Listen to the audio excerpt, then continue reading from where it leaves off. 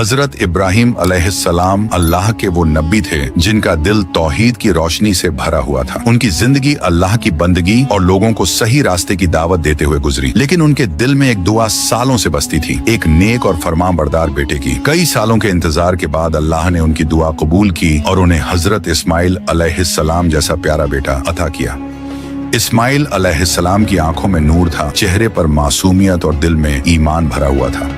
वो बड़े हो रहे थे और धीरे धीरे अपने अब्बा की तरह अल्लाह के फरमाबरदार बनते जा रहे थे। साल बीतते गए और फिर एक रात हजरत इब्राहिम अलैहिस्सलाम ने एक अजीब और गहरा ख्वाब देखा। वो अपने ही बेटे की कुर्बानी कर रहे हैं। वो घबराकर जाग उठे, लेकिन जल्द ही समझ गए कि ये ख्वाब कोई साधारण सपना नहीं बल्कि अल्लाह का हुक्म था, क्योंकि नबियों का ख्वाब हक होता है। दूसरी और तीसरी रात भी उन्हें वही सपना नजर आया और अब उनका यकीन पूरा हो चुका था कि ये कुर्बानी अल्लाह की तरफ से है। ये इंसानी इतिहास का सबसे बड़ा इम्तिहान था, एक तरफ पिता का प्यार और दूसरी तरफ रब का हुक्म। सुबह हुई तो उन्होंने इस्माइल अलैहिस्सलाम को अपने पास बुलाया और नरम आवाज में कहा, बेटा मैंने ख्वाब में देखा है कि मैं तुम्हारी कुर्बानी कर रहा हूँ, तुम क्या कहते हो? इस्माइल अलैहिस्सलाम ने एक पल के लिए सोचा, फिर पूरे यकीन और सुकून से कहा, अब्बा जान, जो आपके रब का हुक्म है वही कीजिए। अगर अल्लाह ने चाहा तो आप मुझे सब्र करने वालों में पाएंगे। ये सुनकर हजरत इब्राहिम अलैहिस्सलाम की आंखें भर आईं। इतना छोटा बेटा लेकिन ईमान पहाड़ों जैसा मजबूत। दोनों ने सफर की तैयारी की और मिना की तरफ रवाना हो गए। रास्ते में शैतान ने कई बार उन्हें रोकने की कोशिश की, कभी बूढ़े के रूप में, कभी राहगीर बनकर और कभी सीधे आकर कहता, इब्राहिम ये तुम क्या कर रहे हो? ये तुम्हारा बेटा है, इसे कैसे कुर्बान कर सकते हो? लेकिन इब्राहिम अलैहिस्सलाम हर बार उसे पहचान लेते और पत्थर मारकर भगा देते। इस्माइल अलैहिस्सलाम भी पत्थर मारते और कहते, दूर हो जा। आज भी हज में रमी का अमल इसी वाकया की याद है। जब दोनों मिना पहुंचे तो इस्माइल अलैहिस्सलाम ने कहा, अब्बा जान, मेरी आंखों पर पट्टी बांध दीजिए, मैं डरता हूं कि कहीं